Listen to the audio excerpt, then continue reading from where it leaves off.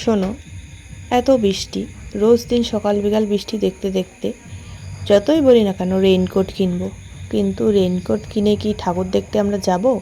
না, ঠাকুর দেখতে যে যাব না তার জন্য তো জামা দরকারই। তাই আর কি একটু ভাবলাম বসে বসে, আর ভাবার পরে মনে হলো না, একটু শপিং করতে যাওয়াই যাক। আর শপিং করাতে এত ব্যস্ত ছিলাম, প্রত্যেকটা মলে ঢোকার ভিডিও আর বেরোনোর ভিডিও ছাড়া আমার কাছে কিচ্ছু নেই। কারণ মনটা আমার শপিং করাতেই ছিল, জামা কাপড় শাড়ি দেখাতেই ছিল, কারণ ওগুলো দেখাতেই আমি হারিয়ে গিয়েছি। ভিডিও করার কথা আমার মাথায় ছিল না। আর শপিং শেষে বাইরের বাইরে বেরিয়েছি, কিন্তু কিছু খাওয়া দাওয়া করব না, ব্যাপারটা একটু কীরকম কীরকম জানি হয়ে যায় না?